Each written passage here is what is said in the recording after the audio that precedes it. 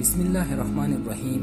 دوستانو، الله تعالی په قرآن کریم کې فرمایي ډیر ژر به دوی ته مونږ خپلې نښې وښایو په عالم آفاق کې، یعنی ځمکې او اسمانونو کې او د دوی په خپلو نفسونو کې، تر دې چې دوی ته دا خبره څرګنده شي چې دا قرآن حق دی. آیا دا خبره کافي نه ده چې ستا رب په هر څه شاهد دی؟ ملګرو، 1400 کاله مخکې انسان په دې خبر هم نو چې ځمکه څه ډول ده. د هغې وخت خلکو د دې تصور هم نشو کولی چې د دې نړۍ څخه بهر نور څه شته او که نه. که موږ اوسني عصر ته فکر وکړو نو پوه به شو چې بېشکه الله تعالی په دې آیات کې د اوسنۍ زمانې خبره کړې ده. په اوس وخت کې ساینس دا ثابته کړه چې کائنات څومره لوی ده او په دې لوی کائنات کې موږ چیرته اوسېږو. ملګرو، په دې ویډیو کې به تاسې پوه شئ چې زموږ ځمکه د کائناتو په پرتله څومره لوی ده. په دې هیله چې ویډیو تر پای وګورئ. دا چې تاسې ګورئ دا ځمکه ده، په دې کې تاسې چیرته اوسېږئ او هر هغه څه چې تاسې ګورئ هغه په همدې نړۍ کې شتون لري. راځئ چې دا ځمکه له سپوږمۍ سره پرتله کړو، ځکه چې سپوږمۍ یوازینی څیز دی چې موږ ته د شپې ډېر صفا او نږدې ښکاري. خو سپوږمۍ دومره هم موږ ته نږدې نه ده څومره چې موږ فکر کوو، بلکې دا له موږ څخه دومره لرې ده چې د دې فاصلې په منځ کې تقریبا داسې 13 نورې ځمکې راتلی شي. د ځمکې او سپوږمۍ ترمنځ واټن 3,84,400 کیلومتره دی او له سپوږمۍ څخه ځمکه څه داسې ښکاري، کافي لوی ښکاري. راځئ چې اوس وګورو چې دا آبي ځمکه له مریخ څخه څنګه ښکاري. نو دا یو عکس دی چې له مریخ څخه د ناسا رابوټ لخوا اخیستل شوی دی. دا کوچنی ټاکی چې تاسې ګورئ دا زموږ نړۍ ده چې له مریخ له ځمکې څخه داسې ښکاري. د مریخ او ځمکې اوسط واټن 225 میلیونه کیلومتره دی چې دا تر 400 میلیونه کیلومتره ته هم رسیږي.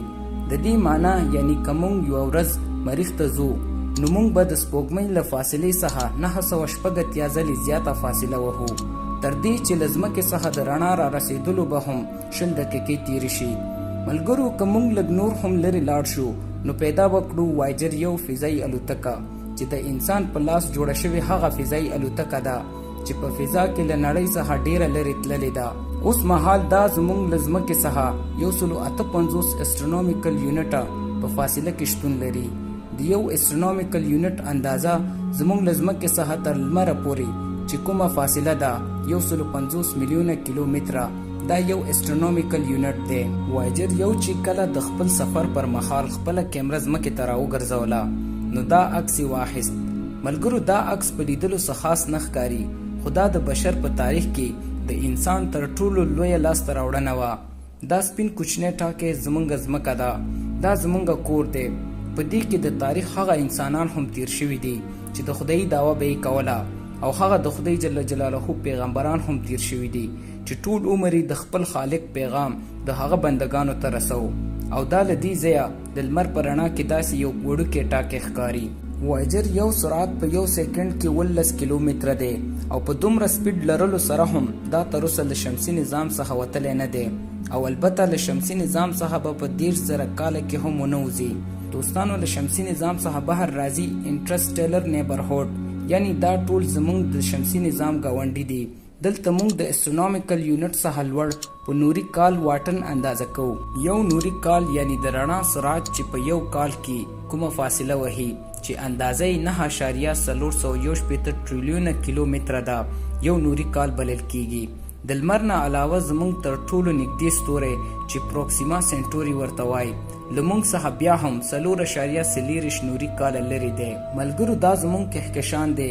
زموږ ځمکه په دې کې شتون لري. دا ټول کهکشان له یوه کنج څخه تر بل کنجه پورې 100,000 نوري کاله لوی دی. په دې کې 100 میلیارده ستوري او 100 میلیارده سیارې دي، خو دا ټول تاسې له شپې نشئ لیدلی، ځکه چې 99% ستوري چې تاسې د شپې لخوا ګورئ هغه فقط په دې وړې ساحه کې وي. دوستانو، د یوې څېړنې په اساس د دې حیرانونکي کهکشان ترڅنګ په کائنات کې داسې نورې مختلفې 2 ټریلیونه کهکشانونه شتون لري، او په دې کې دومره سیارې او ستوري دي چې د دې پر اندازه زموږ په ځمکه کې د خاورو او شګو ذرې هم کمې دي. تر اوسه چې ساینس پوهانو څومره کائنات پیژندلې ده دا دومره ده لکه د مثال په توګه که تاسې فکر وکړئ چې پیژندلې کائنات د یو فوټبال په څیر ده او باقي پاتې کائنات زموږ د ځمکې په اندازه ده. یعنی دومره ډیر څه نور هم پاتې دي چې تر اوسه ته مونږ خبر هم نه یو. دوستانو نور تاسو تصور وکړئ چې مونږ په دې کائنات کې په کوم ځای کې اوسېږو او د الله تعالی دا خلقت څومره جالبه او حیرانونکې دی. ملګرو دا ویډیو لایک او شیر کړئ او د نورو ملګرو سره هم شریک کړئ.